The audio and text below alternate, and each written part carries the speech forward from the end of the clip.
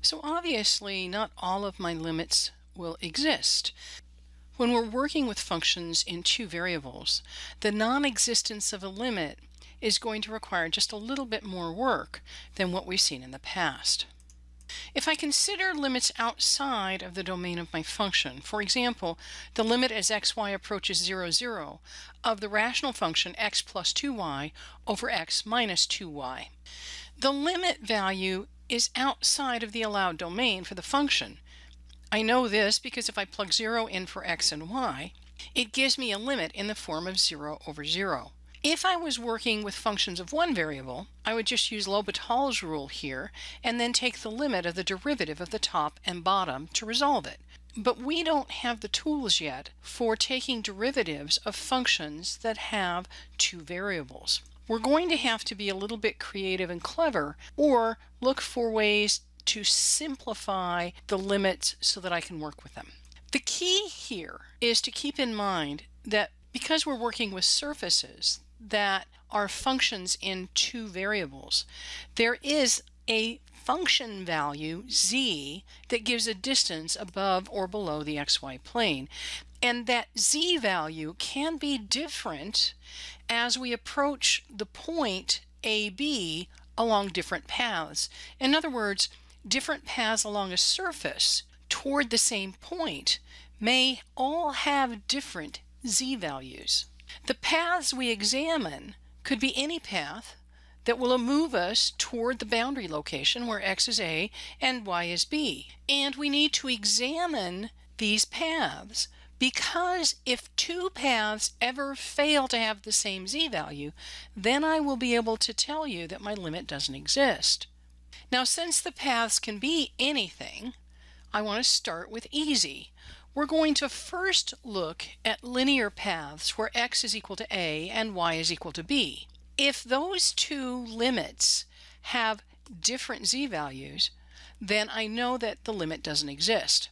If those two limits are the same, then I might need to try a different path, something like y is equal to mx or x is equal to my. This is still a fairly easy representation of y and x to work with, but it gives me a different path.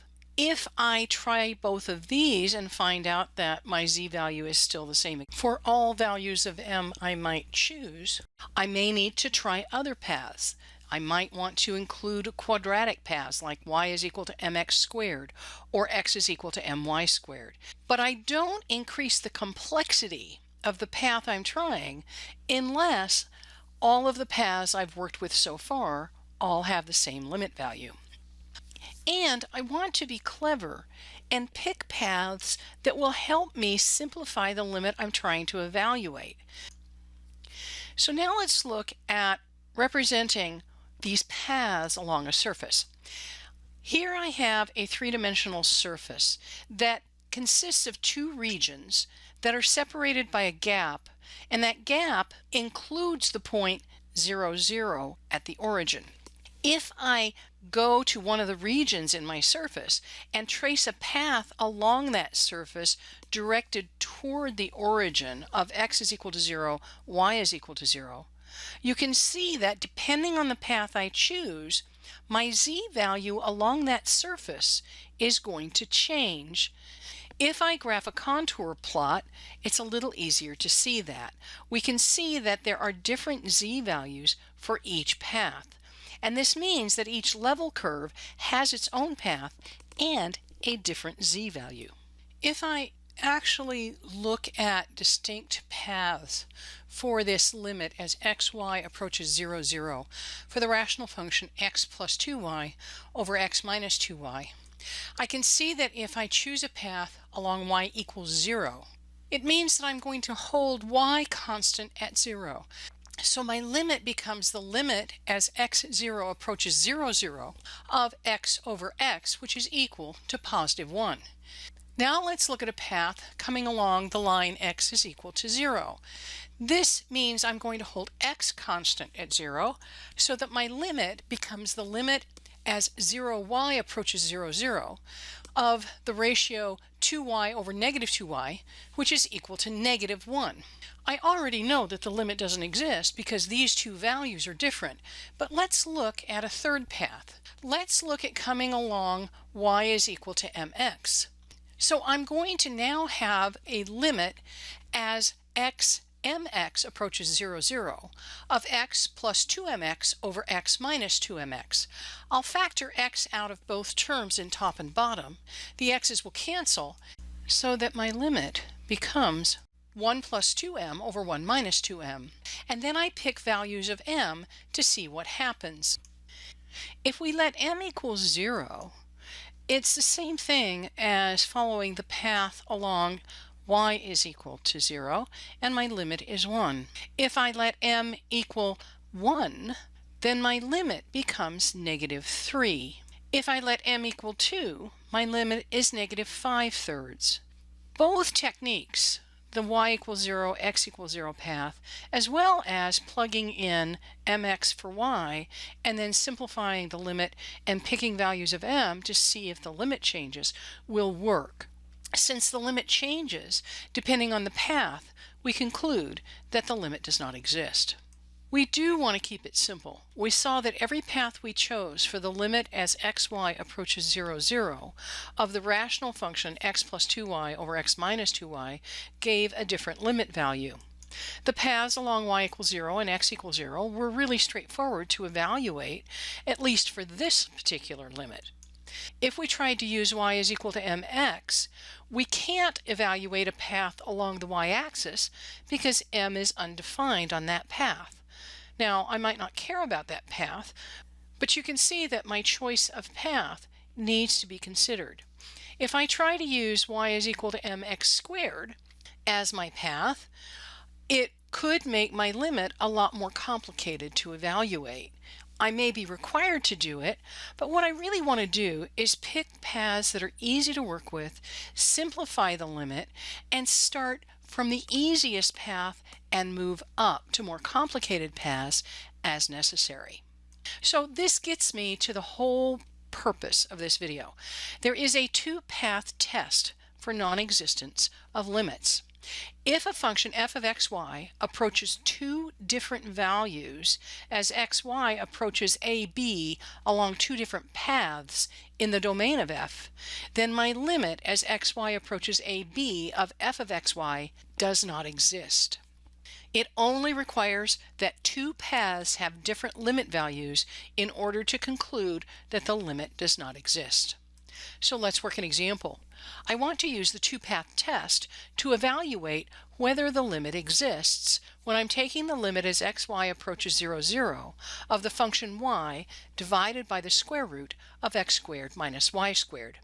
If I use direct substitution right now, I get a limit that is 0 over 0, so that's not going to work. But I can hold y constant at 0 and test a path along the x-axis. This gives me a limit as x0 approaches 0, 0 of y over the square root of x squared minus y squared. I'll plug in 0 for y, and I get the limit as x0 approaches 0, 0 of 0 over x. This is a limit value of 0. So now let's say I want to look at a path along x equals 0. Here I'm going to get into some trouble because when I plug in 0 for x, I'm going to have a square root of negative y squared. This is complex and it's not something I can work with in calculus. So I'm going to have to pick a different path this time. For my second path, I'm going to look at the path defined by y is equal to mx. This means I'm going to be taking the limit as x and mx approach 0 and 0 of y over the square root of x squared minus y squared. And this becomes the limit as x and mx approaches 0, 0 of mx over the square root of x squared minus mx quantity squared. If I factor x squared out from under the radical and cancel the like terms, I get m over the square root of 1 minus m squared as my limit. Now I have to pick values of m to determine whether or not the paths are going to be different.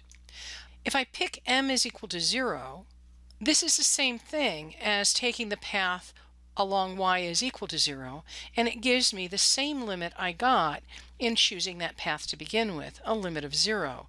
These limits are the same. I'm going to need to test another path. I can't let m equal 1 or become greater than 1, so I'm going to pick m is equal to 1/2.